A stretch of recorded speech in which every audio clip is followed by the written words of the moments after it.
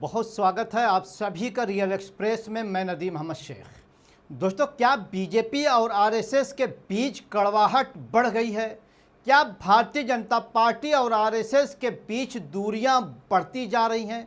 जिस तरीके से दिल्ली में हुए छात्रों के आंदोलन को भारतीय जनता पार्टी के तमाम नेताओं ने देशद्रोहियों की बी टीम कहा था, उन्हें टुकड़े टुकड़े गैंग और वायरस तक कहा गया था।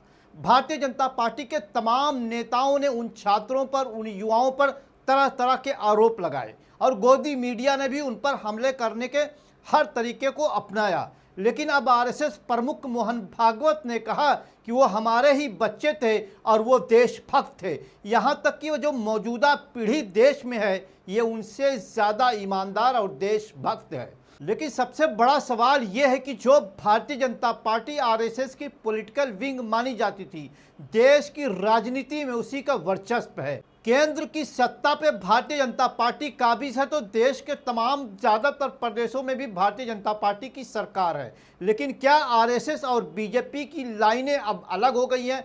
क्या दोनों के रास्ते अब अलग अलग हो गए हैं? जिस तरीके से छात्र आंदोलन को भारतीय जनता पार्टी के तमाम नेताओं ने, चाहे वो शिक्षा मंत्री धर्मेंद्र प्रधान हो, उन्होंने तो कह दिया था कि ये दहशतगर्दों की बी टीम है। भारतीय जनता पार्टी के अध्यक्ष नितिन नवीन ने कहा था कि ये टुकड़े टुकड़े गैंग के लोग हैं और एक वायरस है।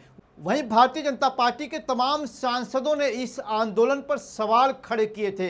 कंगना रनौत जो अपने बयानों को लेकर काफ़ी चर्चा में रहती हैं, वो पीछे कहाँ रहती? उन्होंने भी इस बहती गंगा में हाथ धुल लिया था। लेकिन अब आरएसएस प्रमुख मोहन भागवत स्टेज से देश की जनता के सामने कह रहे हैं कि ये हमारे ही छात्र हैं और सरकार को चाहिए था कि इनके मुद्दे को सुनती, इनसे बात करती, इनकी समस्याओं पर गौर किया जाता।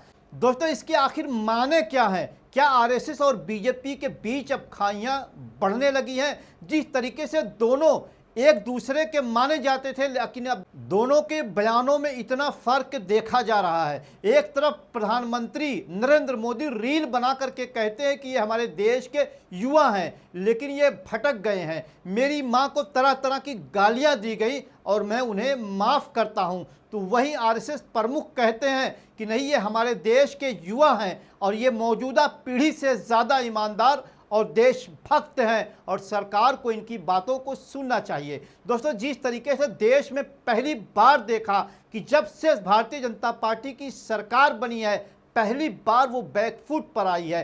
तमाम प्रदर्शन हुए, तमाम तरह के आंदोलन हुए, तमाम तरह की मांगें हुई, तब सभी आंदोलनों को, सभी प्रदर्शनों को इस सरकार ने कुचलने का काम किया और गोदी मीडिया के सहारे से उसे देशद्रोही, खालिस्तानी और पाकिस्तानी साबित करने की कोशिश की गई। लेकिन ये पहली बार देश ने देखा कि देश के छात्रों और युवाओं ने अपनी ताकत दिखा दी है, जिसका अंदाज़ा शायद भारतीय जनता पार्टी या सरकार को नहीं था। छात्र जिस तरीके से दिल्ली की सड़कों पर उतरे, उनमें ना कोई धर्म था, ना कोई जाति थी, ना किसी तरीका का कोई मतभेद था। उनकी सिर्फ एक ही मांग थी कि जो धर्मेंद्र प्रधान, जो शिक्षा मंत्री हैं, जिनके मंत्री रहते इतने सारे पेपर लीक हुए, उनका इस्तीफा ले लिया जाए। जबकि भारतीय जनता पार्टी का ये दावा था कि भाजपा में इस्तीफे नहीं होते, लेकिन कहते हैं ना, लोकतंत्र में असली ताकत जनता के पास होती है। जब यही जनता सड़कों पर उतारती है तो अच्छे अच्छे बादशाहों को भी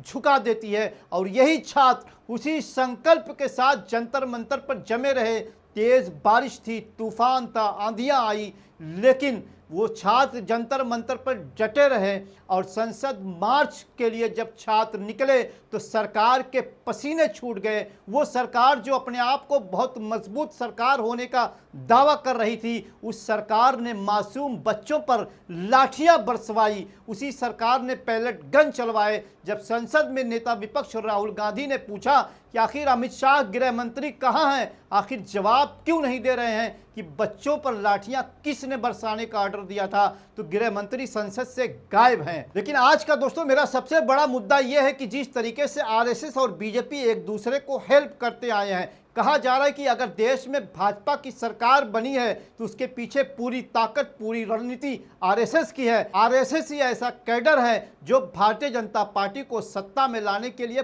दिन रात मेहनत करता है, डोर टू डोर जाता है, लोगों के दिलों में किस तरीके से अपने आप को, अपनी बातों को मनाना है, किस तरीके से लोगों को ब्रेन वॉश करना है, ये सारे काम आरएसएस करता है। लेकिन आज उत्तर प्रदेश का जो सबसे बड़ा चुनाव है, उत्तर प्रदेश के चुनाव से पहले आरएसएस प्रमुख का इस तरह का बयान देना जो मोदी और भाजपा की लाइन से बिल्कुल विपरीत है, दोनों दो दिशाएं में जा रही हैं।